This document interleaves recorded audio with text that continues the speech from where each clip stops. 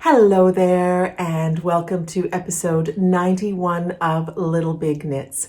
My name is Selma, and I'm coming to you from Ottawa, Canada. You can find me on Instagram and Ravelry as Selma Knits. And hello, and Happy New Year. Happy 2024 to you.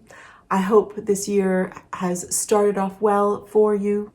And I just want to thank you for being here. Thank you for spending time with me in my living room. Hopefully you're in your living room or somewhere comfortable and happy to spend some time together.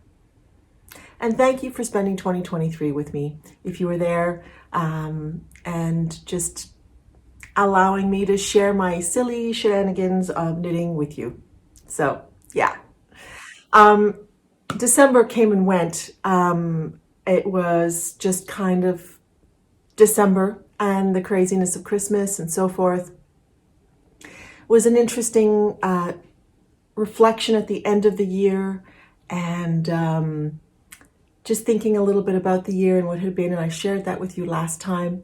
And I've got some reflections for 2024, further reflections for 2024 with you at the end of the podcast. But otherwise, today is a regular podcast with finished objects, works in progress, and new things in my life, whether it be physical things or patterns. So grab a cup of something. I've got my cup of something. I think I mentioned to you last time that I received 2 mugs in December. Both were light colored mugs. This one from Leanne of the Knitty Stew. So thank you for the mug, Leanne. Every time I drink from it, I think of you. Leanne came to Ottawa. If you follow the Knitty Stew, she's a flight attendant with WestJet and works out of Calgary. She was in Ottawa, and so we got together in December, and that was just lovely. It was so lovely to spend time with Leanne, with you, if you're there. And Leanne gave me this little mug, and I have been using it quite regularly and really enjoying it. So I've got a cup of cocoa in here today. It's morning and I just thought, a cup of cocoa would be nice today. So that's what I'm drinking. So cheers to you. And 2 quick things before we start talking about finished objects. The Stashy Scrappy Make-Along is finished. It finished on December 31st. And I will be announcing prizes in the near future. They're percolating in my head and I just have to get my act together. And we have the LBK Nordic Cal, which is, or Nordic Mal, actually. Is it Nordic Cal or not Nordic Mal? I think the hashtag on Instagram is Nordic Mal, but I thought it was the Nordic Cal on Ravelry. So we might have a little bit of a funny little thing happening there. It's all about Nordic patterns and Nordic yarns right? So knitting a Nordic design, perhaps with non-Nordic yarns or with Nordic yarns, or just using Nordic yarns with a non-Nordic pattern. It's about celebrating the Nordic designers and yarn people in our lives. So that goes until the end of March. All right. I think I've said everything I need to say in the administrati part of things. Did I say it all? I think so. All right, let's get going. First thing is this cardigan. I spoke to you about it the last time I spoke about my makes. This is the Granite Cardigan by Katrina Lindhagen, who I believe is Swedish. And so it's a Nordic pattern, Nordic designer. And this is just a lovely, I think what you would call a compound raglan cardigan, top down, stockinette stitch, very simple. And I just really liked the look of this one. And I had been given this yarn, which I'll talk about in a moment, and I wanted to make something with it. And at first I thought about sweaters as well, but I ruled it out and decided that I wanted this to be a cardigan. And I narrowed it down to the Granite Cardigan, and I'm very happy I did. Now, when I showed it to you last time, I had finished the body, but I'd realized that although it fit really nicely here, I needed a little extra here. So I ripped back and I did just a couple of extra increases just on the body because I was happy with the arms. I think I did 3 additional increases on the body, and I added a couple of extra stitches here. So I probably added 6, 12, about 15 extra stitches, which gave me a couple of extra inches, and it was perfect. It also relaxed a little bit when I blocked it, when I wet it, and I don't tend to block, but you know, when I wet it and laid it flat. So now this cardigan is a perfect fit. This is the cardigan that I have been wanting. It's turned out exactly right. After I had washed it and set it to dry, I realized that the arms were long, so I had to rip back, and so I haven't gone back and reblocked it.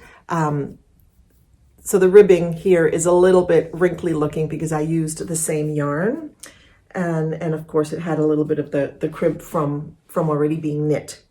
But this has worked out supremely well. It's just a nice fit. I've been wearing it all week. I can't take it off. I love it. So as you can see, the buttons are a lovely, lovely set of buttons that I got at Barcelona Knits from Camelier. She makes ceramic buttons, and I loved these buttons, and I think they are a very, very nice fit. There are 2 left from the set, and so I'll keep those as extras in the event that one of these buttons breaks. I'm a little bit nervous. I've never used ceramic buttons before, and I wonder how they're going to fare. Yeah, so we'll see what happens with that. But they're really, really nice, and the cardigan just fits. I've got this one closed here, but to be honest, I've been sort of wearing it either like that or just open with this t-shirt, and it's just a great, great, simple, everyday cardigan. I'm really, really enjoying it, and I'll put a little bit of additional video in here so that you can see that as well. And look at this color. This color is just beautiful. This is yarn that was gifted to me by Smita of Your Next Knit. And just a reminder that we have a discount code, Salma15, and I'll put it down here. So if you go to Your Next Knit, you can use that code to get 15% off your purchase from her shop. She has a web shop, and she very kindly gifted this yarn that I had been wanting to try. A friend of mine has been making a sweater out of this yarn, which is the Erica Knight British Blue Wool 100, I believe it's called. It's a worsted weight, light worsted weight, 100% British BFL, blue-faced Leicester, which is a type of sheep, a sheep breed. And it makes a very nice, crisp yarn with lovely, lovely stitch definition. And I really wanted to use this yarn because when I had seen Antoine using this on a sweater, it was so beautiful. Now, interestingly, I saw Antoine over Christmas, and he is knitting a sweater out of this yarn. And interestingly, his yarn was a little softer than mine, and his was more of a light blue, whereas mine definitely has more of a gray tinge. And that's what happens with dye lots. You just never know what they're going to be like. But I remember when I got this, I thought it was a little bit more light blue, interestingly, but it is more gray than his was. Both stunning colors. And even though I would say mine is not exactly as soft as his, it probably depends a little bit on the clippings that they've gotten. It's really lovely, and I'm really enjoying it. This is a short sleeve t-shirt, and I have no problems with this on my skin.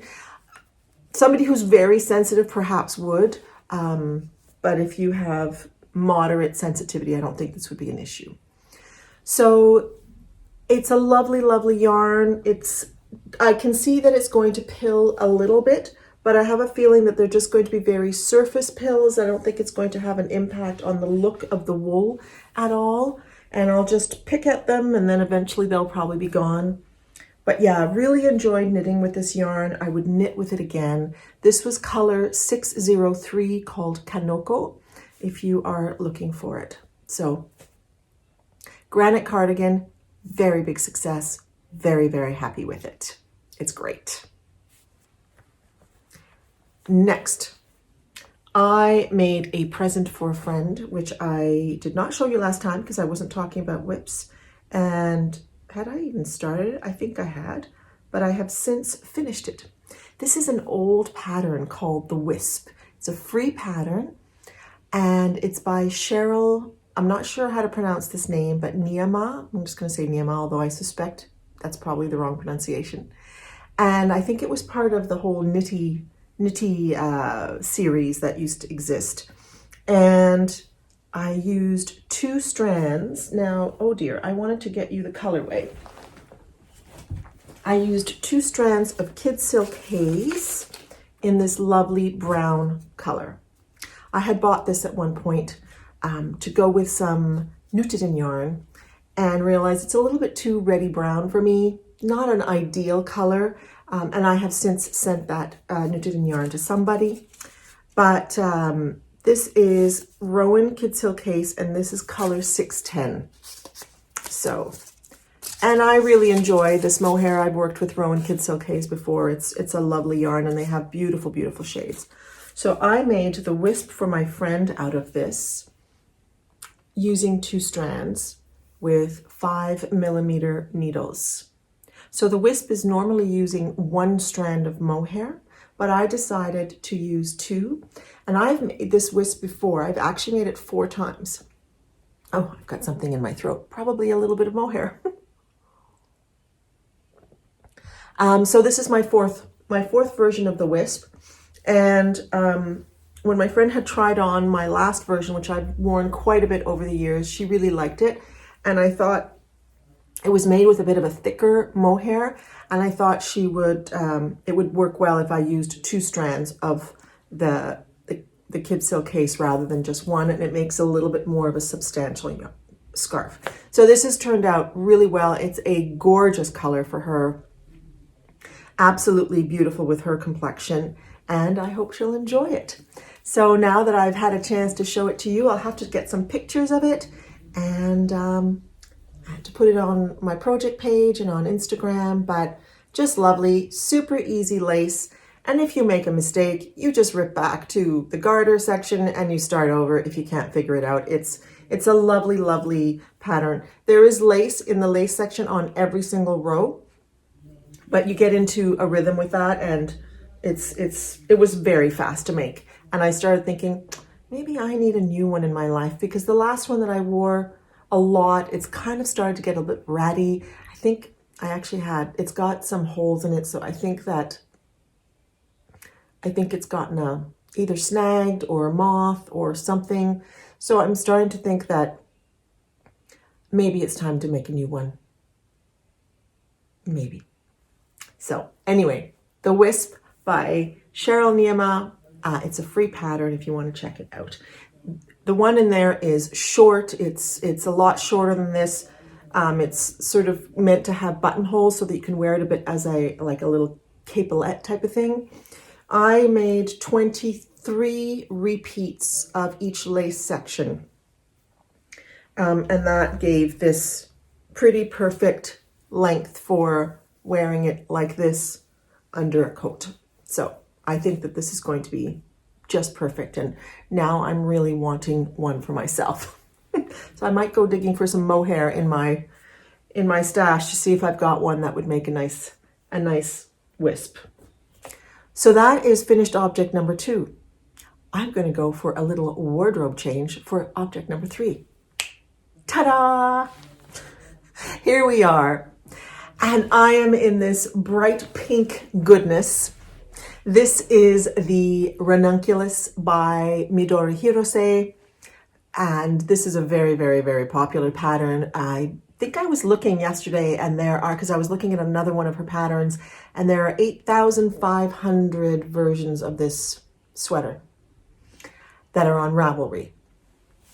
I'm sure there are tons that are not on Ravelry. And I've made this many times. If you've been around, you know that. I have no idea what number this is for myself. I've made a couple as presents. So this is either 6 or 7 for myself. And I wanted a bright vest version that I would wear in the winter with a blouse. So here we are. Now, it's a lovely pattern. I still like it. Might I see another one in my future? Possibly. But this certainly fills the desire to have one that was more of a vest. And a couple of modifications that I made with this for this one. I did not do any short row shaping in the front. This is a pattern that has short row shaping in the back and in the front. I didn't do it in the front for 2 reasons. First, it only occurred to me because I was watching a podcast, and I think it was Edible Thoughts Make, and she was showing all her ranunculus sweaters, and on a couple of them at least, she had not done short row shaping in the front, and that had never occurred to me as an option. So I thought, I was a little worried about how much yarn I was going to have for this one, and I'll talk about the yarn in a little bit. So I thought, well, if I don't do short row shaping, I'll save a little bit of yarn there. And the other modification that I made in the original pattern, there's no ribbing. So when I had divided for the sleeves and the body, I added 4 rows of ribbing before casting off. And I did the same, obviously, on both sleeves. And I also made size 1. I usually make the original size, which I think is size 2 or 3. But I thought, I don't want this to be oversized for one. And again, I'm a little bit worried about yarn. So I'll make size 1, and if it looks like it's okay, then we'll just go with it. And size 1 was perfectly fine. I've got a lovely amount of ease on there. This is a pattern that's meant to be knit at a loose gauge with a lot of ease. I haven't actually counted my gauge after knitting this, but I'm sure it's on gauge, if not a tiny bit looser. But the size 1 fits perfectly fine. So this has ended up a little cropped, which you'll see in the video that I'm going to put here. And the reason for this is that I ran out of yarn. I lost that yarn chicken. That's never happened to me before. And basically, I bought 2 yarns when I was in Spain in the fall. I bought Cast-ons yarn from Madrid, from Benckert in Madrid. Cast-ons is a Spanish company, and I bought this cobweb cotton yarn, and I bought 2 balls of it. And it has 500 and something yards to each ball.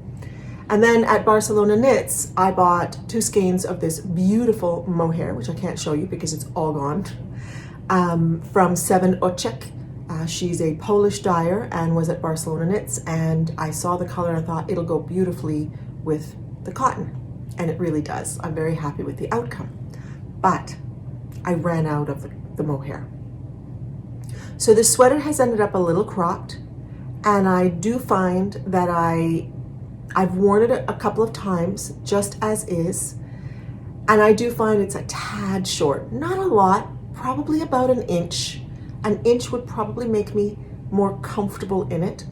So I am considering getting a commercial mohair that is similar in color, ripping back the ribbing and knitting with 1 strand of the 7 Oczek and 1 strand of the commercial mohair, and just doing a stronger ribbing. I don't want to knit in the stockinette portion so that you don't see a color change, but I thought in the ribbing it probably won't make a huge difference.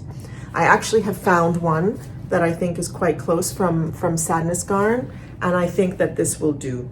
I think it'll probably do for the ribbing.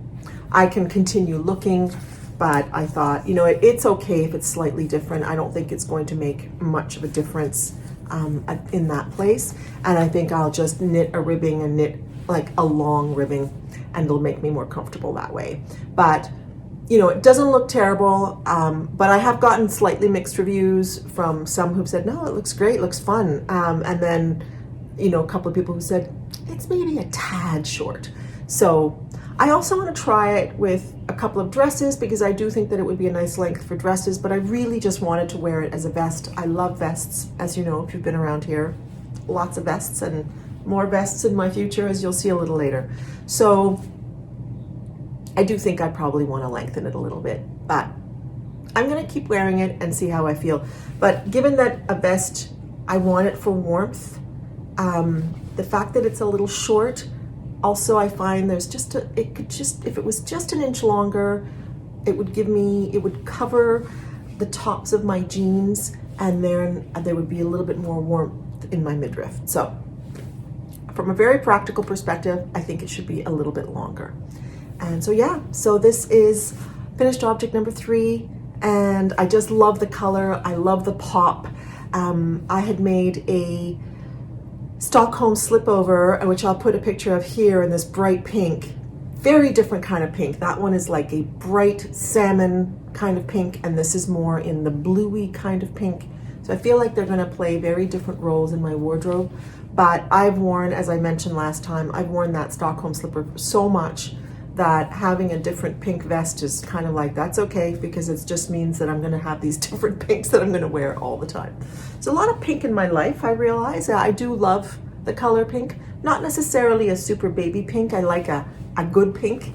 So yeah, very, very happy with it. And the yarn combination was lovely. And even though, you know, there's 2 strands of cotton in here, I find it has just a lovely, lovely warmth with the mohair, and it's just a lovely piece to wear. So finished object number 3.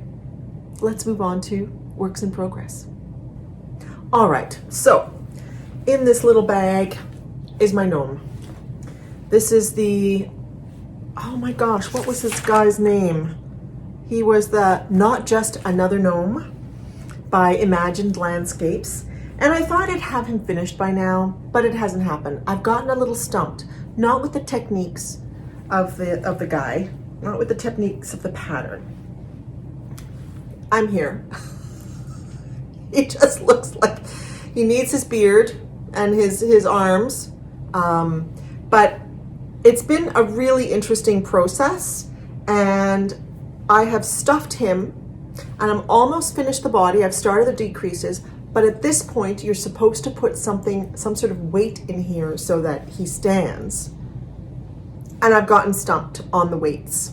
So if you guys have made a gnome, what have you put in there to keep the guy standing, or the individual standing? Let me know. I'm curious. I think I'm going to use, as it's my first gnome, and I don't have pebbles, or do I have glass balls or anything like that? I don't think I do. So I'm thinking about using some dried beans for this one. Otherwise, he is stuffed with yarn leftovers. I have been collecting yarn leftovers in this ceramic urn. Actually, it's a piece of pottery that I'll put an image here. It's a piece of pottery that I made years ago when I was doing pottery. That's my piece. That's my piece. That's my husband's piece. We met doing pottery. So I've been keeping the yarn bits in there, and it barely used any, to be honest. I thought it would use way more. So I'm like, okay, I'm gonna have to make more things to stuff with my yarn bits. So this guy has the yarn bits in there. Now what I need to do is put something heavy in there, and then basically finish the closing up and go on to the beard and the little arms. And then he will be done, but he's just not done quite yet. So maybe he'll be done next time. Maybe I'm thinking that February is going to be very much about finishing projects. So maybe he'll be one of the projects that I finish in February, and then he can be on display with the rest of the gnomes. So that's work in progress that has not been finished. And the other one is the Gnome Socks by Annina Juuti, who also has the Anni Juuti Knits podcast. And I thought I would have done more. You will recall that I was struggling with the color work on the small circumference, and that was 2 episodes ago, and I asked you for what you do for color work socks, and that was really interesting. A lot of people use 9-inch circulars, way more than I thought. A lot of people use DPNs. And then the people who use Magic Loop tend to not tend to shift the start of the row and tend to shift the stitches on the needles so that you're not always changing needles at the same spot. And I think that is the technique I'm going to employ. I restarted the color work with the needles that I was using. The needles that I was using are actually quite terrible. So I've bought some new needles. These one, there's like a break here. Although somebody gave me, my friend Kate gave me these little files that you can use to fix things like that. So I might see that. But in any case, I bought some nice new CJulGubbe needles in 2.75, and I think I'm going to switch the needles. And so my goal is to work on these here and there so that they're finished for next Christmas. And I think what I'm going to do is finish the color work on one, start the other one, finish the color work on it, and then finish the rest of the sock, because the rest of the sock is just plain. It'll be the dark red. So not a whole lot to say on this, but I really, I want to get better at color work on small circumference, because it just doesn't, I don't enjoy it. And I want to enjoy it because there's so many small circumference things that I like. So hopefully that technique will work for me. I don't like DPNs. I used to make socks and hats on DPNs, but I really struggle not to get a ladder. Although if you were switching places all the time, that would help. But I think when you use DPNs, you don't tend to do that. But I don't get ladders with Magic Loop generally. But it's the management of the different yarns and the color work that was causing me to really struggle with the tension at that joining spot. So switching the needles all the time, I think or not switching needles, but switching the spot where you are changing needles, shifting the needles. Not quite sure how to explain it. I think that'll be really helpful. If you go to 2 episodes ago, there were lots of comments about that. If you're interested in reading about people's experiences with color work. I'm really looking forward to having this pattern. It's so beautiful. I'll put a picture here. Just a lovely, lovely color work design. I think simple and very effective.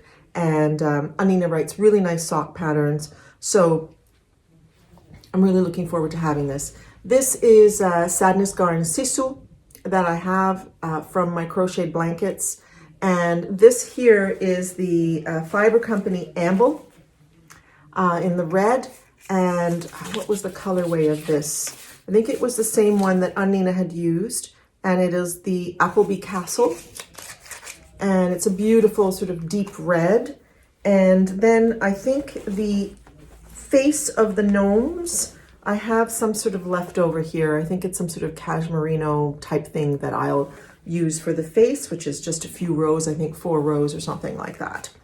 So yeah, so not a whole lot to say on there, except that I think I'm on my way to trying a new technique, and I hope it works out. So far it's been great. The needles are the problem, but I'm getting the hang of, I think I'll get the hang of the shifting of the needles, and I think that that'll be really good, because I do like Magic Loop. I use Magic Loop for my socks always, and I really enjoy it.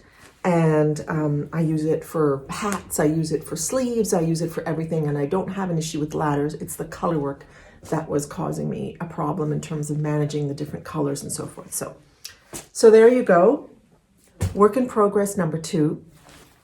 Work in progress number 3 is held in this lovely bag that my friend Mel from Mel Makes Stuff, who recently posted a new episode, she gave me and Mecca a bag that she made for us. And it's just a beautiful, beautiful pattern that she used. I think she talks about it in her last episode, actually, if you're curious. And in here is some yarn that I'd gotten in Finland last spring when I was there by Lanitium Ex Machina. And this is her basic sock too, which is 75% superwash wool and 25% nylon, and it's in the color Butterfly Galaxies. Now, if you'll remember last time I was talking about this yarn, And oops, I realized I don't have a sock blocker here with me, but that's okay. I was really worried about pooling with this yarn, so I decided to do a lace pattern.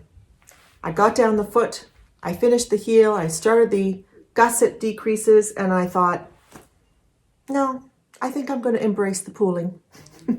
So I ripped back, and I decided I was just going to make a plain vanilla sock. And just, if it pooled, I thought the colorway is called Butterfly Galaxy, so I thought it's going to suit the vibe of the colorway anyway, and I'm just going to go with it. In the end, it's interesting how the color has knit up. It hasn't actually pooled. It's sort of a semi-pool. And pooling is when you get bunches of color that are, rather than being evenly distributed, that kind of pool in different areas. I had somebody ask what pooling is, so I thought I should explain it. So it's not like doing the kind of Milky Way galaxy kind of pooling that can happen. It's a little bit more evenly distributed. And I think this is going to be great. And I just decided to make a sort of top-down sock with a classic slip stitch heel, but I decided to use this slip stitch toe. A few episodes ago, I showed you a beautiful pair of socks. What were they called? They were the Plumage socks. The Plumage socks by Annina Yuti, who designed the gnome socks. And it was a toe pattern, but she had you do a slip stitch toe. And I was like, I just really like this. And so I decided to do that with this pair as well. This one is top down, but I just started doing the slip stitch there once I understood the principle. And it makes for a really cozy toe. So it'll have the same slip stitch pattern in the toe as well as the heel. And I've started the second sock. And I knit on this when I can. I'm not in a hurry, but this one I think is going to have more pronounced pooling because as you can see, it's all on one side practically. So we'll see what happens when we go down, but it's a galaxy, right? It's a butterfly galaxy. So we'll see what happens. Yeah, I think these are going to be great socks, and I'm looking forward to having them done. And it's always nice to have like an easy pattern, a small pattern. Like if I'm going somewhere and I'm thinking, am I going to need to sit down and do nothing? I stick this in my purse and off I go. And if I have time to knit, I do. And if I don't, that's okay. But you know, it's not a big thing to carry around. So that is another work in progress. I got very excited about a new pattern that came out. Sari Nordland published a new pattern in December called Rivendell, which is this beautiful V-neck, I'll put a picture here, V-neck sweater with this cable detail, seed stitch, and cables down the sleeves. And my friend Lisa, who has the And So On podcast, she was knitting it as a test knit. And I was like, I really like this. Now, if you watch Lisa's podcast, you'll know that she lost at Yarn Chicken and she had not bought enough yarn. So she wasn't able to finish, she was only able to finish one sleeve and was waiting for yarn to arrive to finish the second sleeve. And I actually thought, I kind of think it could be nice without sleeves. I think it could be nice as a vest because Salma turns everything into a vest. And I have had this red yarn in my stash for, I think, since 2021. I had gotten this Baramu Winterburn DK, which is a discontinued yarn, but it is basically a blend of Blueface Leicester and Massam, and Ecru Massam and dark brown Massam.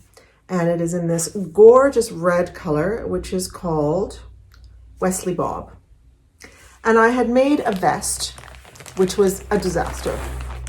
It was actually a sweater that I'd converted into a vest. And it just hugged my body in a way that I just did not like.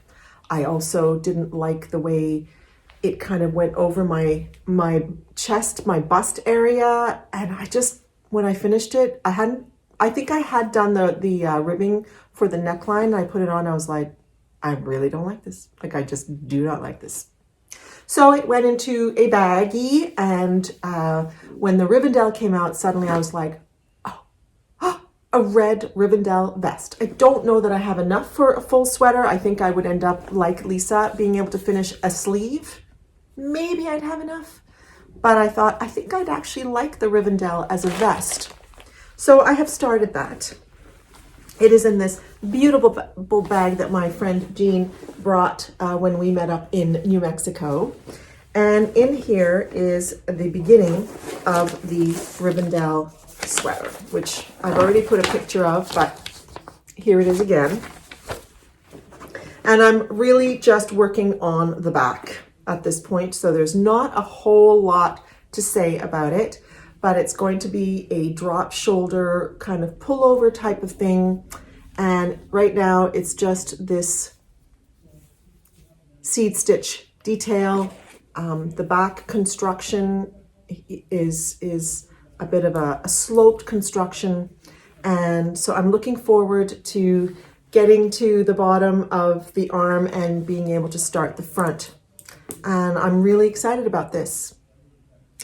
I am slowly unraveling the vest and not putting it into a ball, but turning it into a skein again and soaking it, because I did it first because I was a little bit worried that the kinks wouldn't come out, because I've had an experience where the kinks never came out of a yarn, despite all my attempts at soaking it in a variety of different things.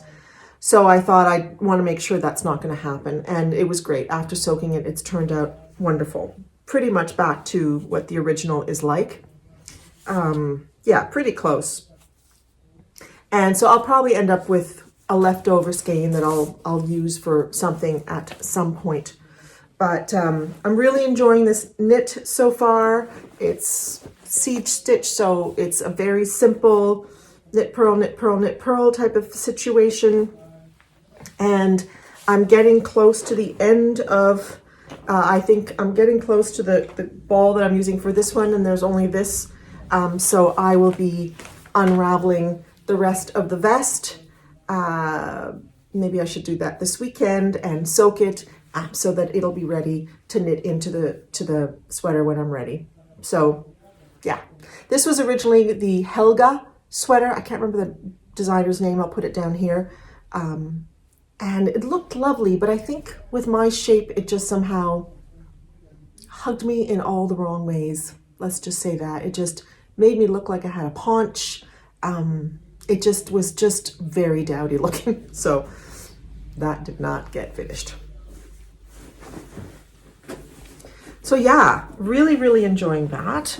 And then last night I cast on, it was yesterday in the afternoon, late afternoon, I just decided I'm casting this on.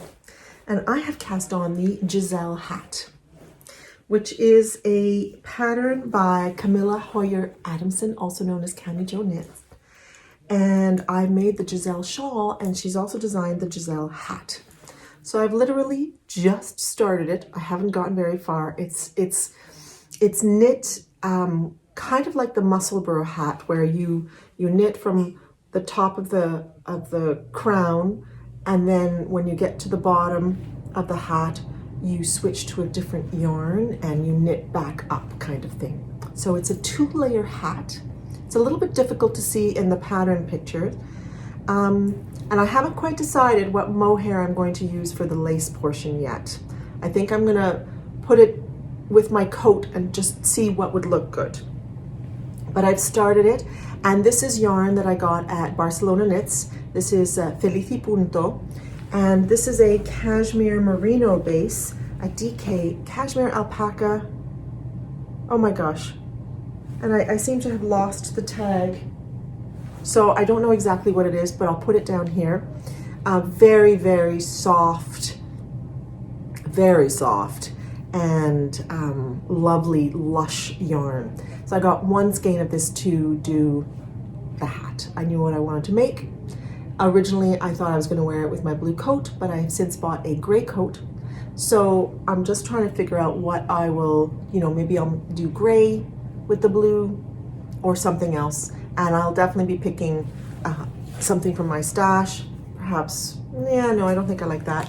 I'm thinking possibly gray, either gray or purple, that I will do with that.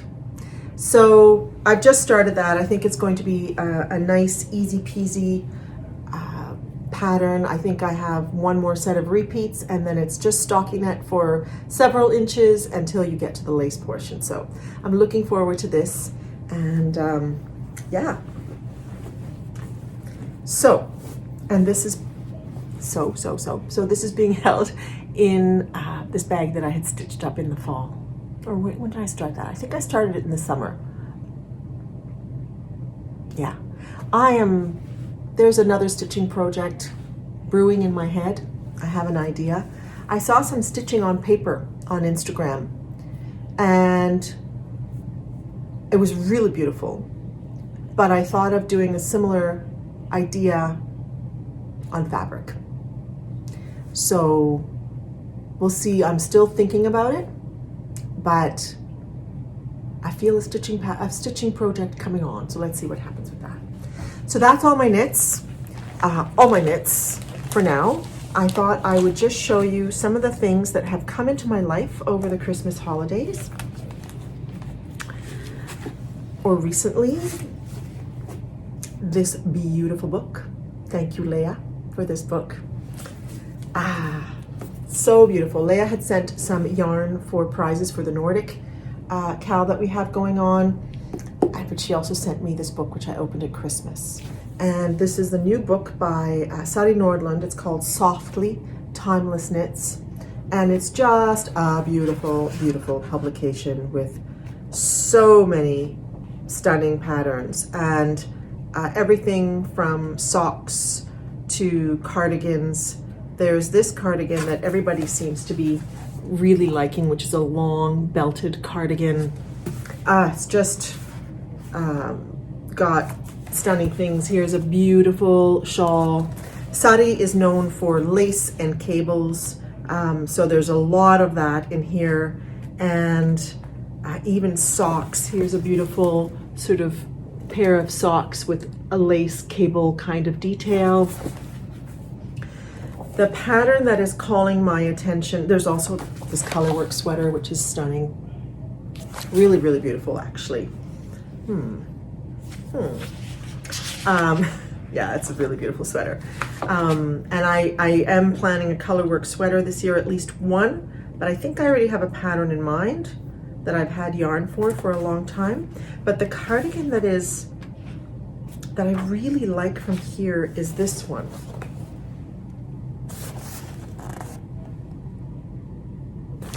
It's got a beautiful array of cardigans on here, but it also has a double knit button band, which I've heard mixed reviews about people liking or not liking that. I've never done one, so I'm kind of intrigued. And it's not so much the button band detail, although I do find it very attractive, as an alternative to ribbing. But I just like the way the cables are laid out on this cardigan. I like the combination of cables. So I would definitely consider making that. So it's just full of beautiful patterns. So thank you so much for that, Sari, Leah. Not Sari. Sari didn't give it to me. Leah gave it to me. A friend of mine crocheted this really fun bag. She's a crocheter, so she has made me this Japanese knot bag. So I am trying to figure out how I'm going to use this, but this would be great for a small project, and just really easy to carry around. So she had a lot of fun making it and was really excited to give it to me. And it's just a beautiful gray color. And I think the way that it's constructed, it could easily sit on a table as well, like a bit of a bucket. So yeah, really, really nice. Another friend also made me a bag, but it was actually kind of like the bag that my gifts came in, but it's a reusable bag. with this beautiful fabric and yellow inside. And I was like, but this could become a project bag. And she was like, well, that's what I was thinking. So yeah, this very sort of, it was in the Christmas section. I saw this fabric at Fabrications, but it's also not very Christmassy. So it could be used at other times of the year, but just a really, really beautiful bag. And then one day when I was at Fabrications, I discovered this magazine, publication that is out of Calgary, actually. Oh, here are the emery boards that I was telling you about. They're from Coco Knits. And it's a way to file your nails while you're knitting, but also to sharpen or smooth bamboo and wood needles and hooks, smooth leather cords, remove small pills from delicate fiber yarns, and sharpen the tips of your note-taking pencil. So really interesting concept. So those are kind of the thing that you could keep one in your pouch, in your notions pouch, as something to help fix situations. So yeah, that was in there. So yes, I was telling you about this publication. It's called Uppercase, and it is really about art. Not about art, it's about creativity. It's for the creative and the curious. It's a publication out of Calgary. I had never heard of it, and I ended up getting my friend one for Christmas, a different edition than this one. And then I ended up ordering some online because they were the one that I gave her was so beautiful. And they do have things like this one's got a whole thing on crochet, but there's things around fabric, there's things around painting, around watercolor. This one has this whole thing on sort of watercolor doodling. There are articles around creativity, there's patchwork, there's pottery. Here's one about this beautiful quilt. I can and I will. I like that. I can and I will. It's just absolutely, absolutely beautiful. And so I have been slowly reading the articles in here. There are lots of articles about, about the creative process, stories of different makers, and it's just visually incredibly beautiful. So I just wanted to mention it in case this is something that might intrigue you. And it's a Canadian publication, which I was really surprised and happy about. So yeah, so those are the things that came into my life. The other thing I want to tell you about before I go on to the patterns that have come into my life are about these needles. Mel from Mel Makes Stuff, who had made the project bag, was in Japan and brought some needles. These are 4.2 millimeter needles. I thought they would be 4.25, but they say 4.2. What's 0.05 of a millimeter? And I've been wanting to try these for a long time. So I've already swatched with them. They're wooden needles. They knit really nicely. And I swatched, and I'm continuing that swatch with 4 millimeter needles to see what the difference is. But I was really excited to get these. So yeah, really grateful for that. All right, let's talk about some patterns that have come into my life over the last month or so. Beautiful, beautiful patterns. We'll start with two from Claudia Quintanilla from Unit Toronto. First, there was the Olympia vest, which is just this really nice, simple turtleneck vest with a rather tight gauge to it. I started swatching for it, but I was struggling to get gauge, so I haven't started it yet, but I am definitely thinking about it. They also gifted me this arigato pattern, which is just a really classy, lovely little top. And I love the fit of this one. It's knit in 2 strands of a fingering with mohair, but you can get about a DK gauge out of it. Just very, very pretty. So thank you for that, Unit Toronto.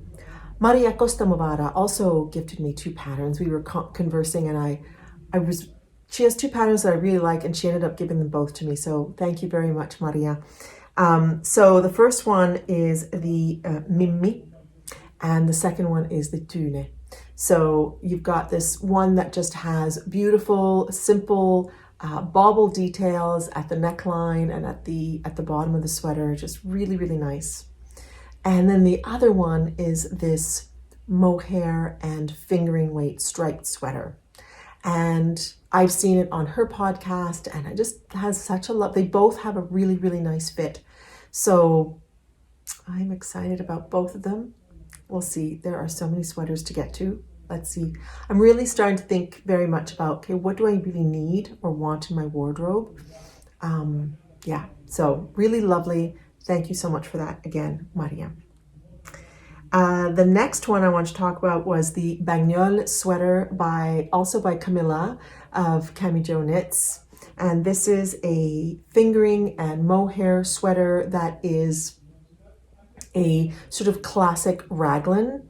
And it's just gorgeous. She was wearing this in Barcelona, I'm pretty sure, and it just looked absolutely fabulous.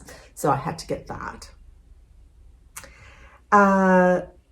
There's also this Nova sweater by the Knit Pearl Girl that I put into my library. It's actually a free pattern, and it's a lovely, lovely colorwork pattern. So if you're looking for a colorwork sweater, I think it's fingering weight. Yeah, I really, really like the simplicity of the colorwork on it. And yeah, it's very nice. Then Carolyn, a lovely viewer, gifted me the Artist's shawl, which is a new shawl by Nastasia Hornby that a lot of people are knitting. And it's such an interesting shawl and a combination of beautiful colors. And it's got, I'm pretty sure that's mosaic. It's being knit in. And Nastasia Hornby, if you're not familiar with her designs, she's a very interesting designer, really interesting techniques. She does a lot of mosaic, but she just has so many sweaters that are really, really interesting, as well as shawls.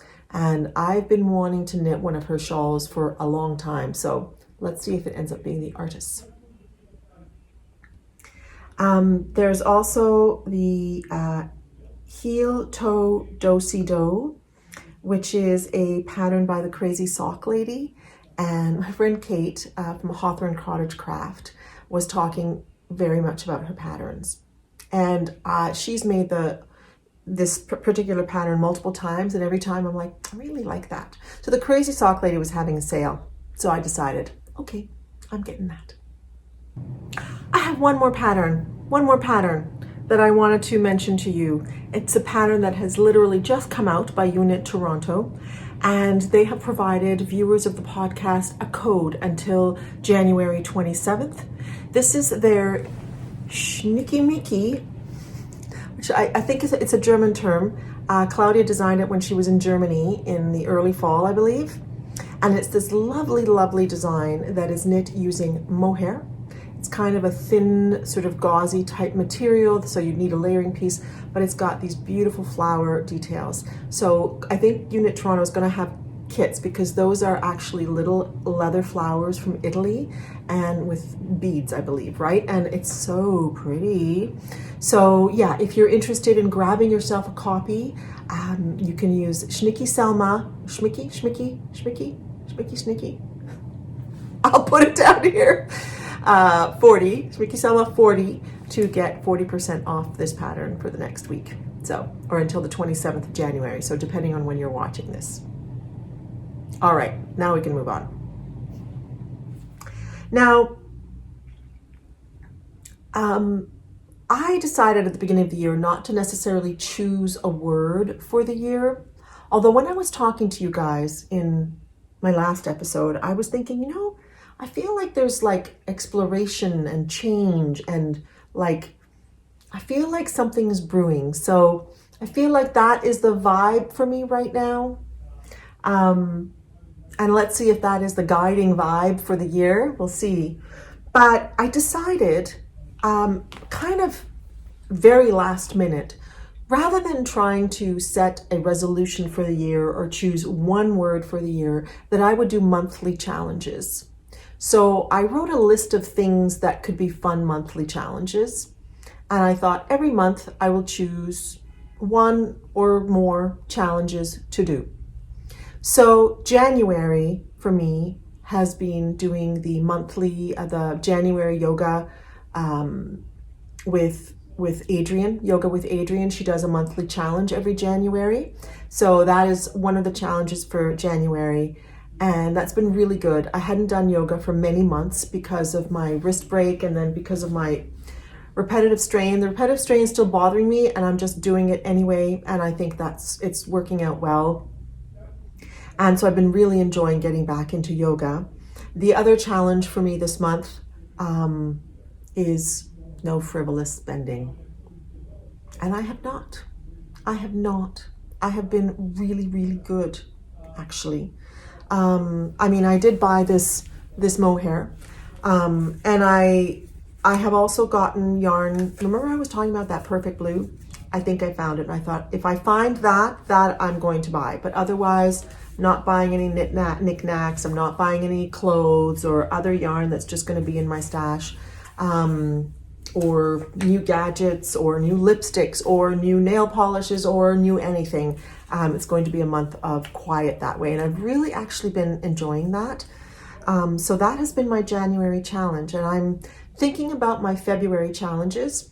And certainly one of my February challenges will be to finish an old whip, at least one old whip. If I end up getting through 2 old whips in February, that will be great. And I'll talk about those whips a little bit later on, but I have a few that have been sitting around for a while, and I'd like to get some of those out and into my life as actual objects that I use. So that will definitely be one of my challenges in February, and I'm still contemplating what another challenge will be. I have challenges like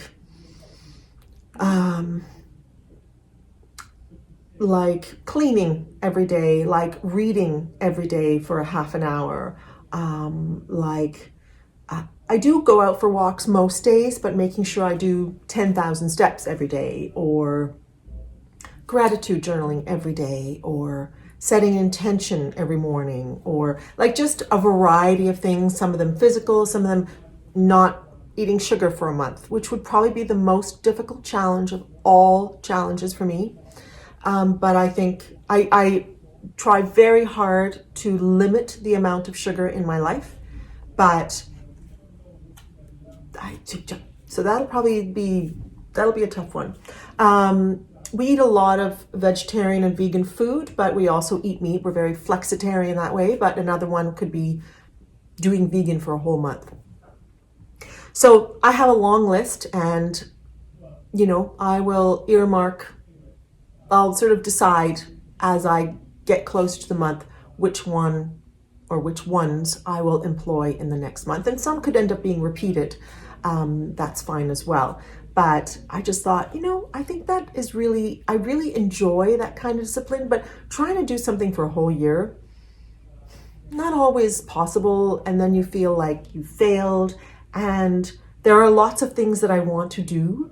And I really like the idea of giving myself a little bit of discipline. So that's what I'm going to do for this year. So yeah.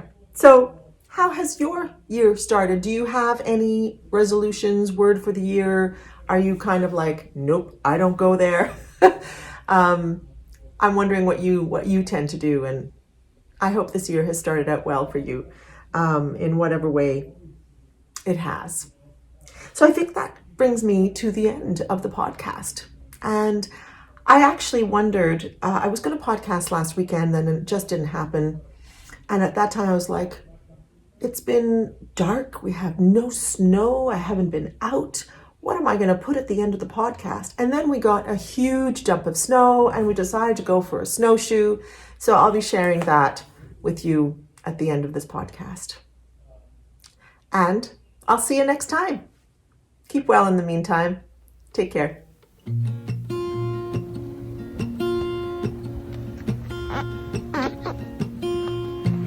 There's a lot of colors I don't know where to go. See a lot of colors, only feeling blue. There's a lot of colors lost within a haze. Don't rely on others to get you through the maze. The dreams are not the same for me. Standing by the shore while you're on the open sea, cannot take this anymore.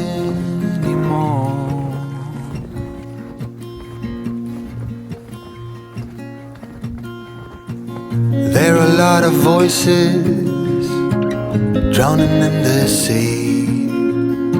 There's too many voices talking back at me. There are a lot of choices waiting to be made. Too many choices making me afraid. Dreams are not the same for me. Standing by the shore while you're on the open sea, cannot take this anymore. The dreams are not the same for me. Standing by the shore while you're on the open sea, cannot take this anymore.